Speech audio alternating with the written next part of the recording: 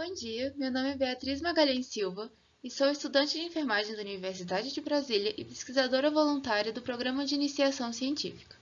Junto com a minha orientadora Daniela Soares dos Santos, realizamos esse projeto para a elaboração de um questionário de percepção de sinais de autismo para mães. O transtorno do espectro autista é um transtorno de neurodesenvolvimento de severidade variável, caracterizado por déficits persistentes na comunicação e interação social em inúmeros contextos e padrões restritos e repetitivos de comportamentos, interesses ou atividades que podem se manifestar de diferentes formas. Os seus sintomas já são presentes desde a primeira infância, no período de desenvolvimento, mas podem não se manifestar completamente até as capacidades do indivíduo serem excedidas. Os sintomas devem causar prejuízo clínico significativo em áreas importantes do funcionamento do indivíduo e não são melhores explicados por transtornos do desenvolvimento intelectual ou atraso do desenvolvimento global. Muitos fatores familiares, ambientais e até da própria criança podem afetar diretamente a idade do diagnóstico, como a severidade do transtorno, sendo que casos mais graves geralmente são identificados mais cedo, presença de regressão, outros filhos já diagnosticados com TEA, as habilidades comunicativas da criança e a condição econômica da família. Na maioria dos casos, os primeiros sintomas são percebidos pelos próprios pais. Dito isso, o objetivo desse trabalho foi a elaboração de uma escala que possibilitasse verificar a capacidade das mães de identificarem sinais de autismo em seus filhos, levando em consideração os aspectos já citados, e, posteriormente, a verificação da validade interna da escala por especialistas. A primeira etapa foi uma revisão de literatura.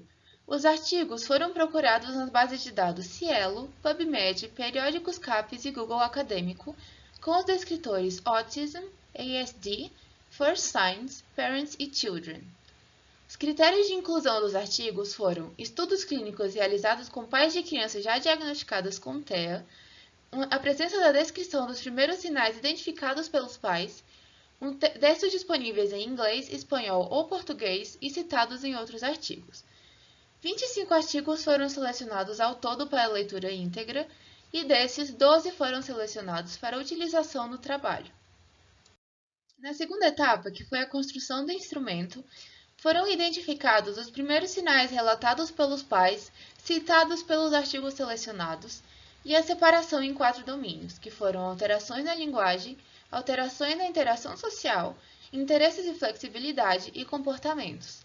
Então, foram construídos itens representativos de cada domínio com base nos sinais identificados e foram escritas 68 afirmações, sendo 63 delas utilizadas no instrumento.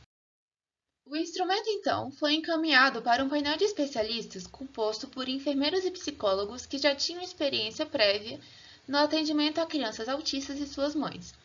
Foi utilizado em escala Likert de 4 pontos e cada item deveria ser julgado entre as opções item não relevante, item necessita de revisão para ser avaliada a relevância, item relevante, mas precisa de pequenas alterações e item absolutamente relevante.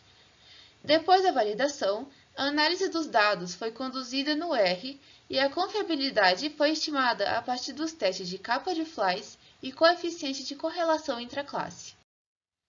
O instrumento foi constituído por 63 itens com base nos domínios já citados e, após análise estatística, observou-se que o grau de concordância entre os avaliadores foi fraco, com capa de Flies de 0,05 e o ICC de 0,07 para consistência e 0,06 para absoluta concordância. Além disso, foram dadas sugestões pelos profissionais para aperfeiçoar os itens, relacionados principalmente à reescrita dos itens para maior clareza e evitar duplo sentido. O baixo grau de concordância encontrado entre os avaliadores pode ter se dado, em parte, devido ao baixo número de avaliadores, a diferente formação profissional entre eles e talvez uma má compreensão da finalidade dos itens que eram direcionados às mães e não às crianças. Faz-se necessária a revisão e reescrita dos itens com base nos feedbacks fornecidos e uma posterior reavaliação. Bom, esse foi o trabalho e muito obrigada.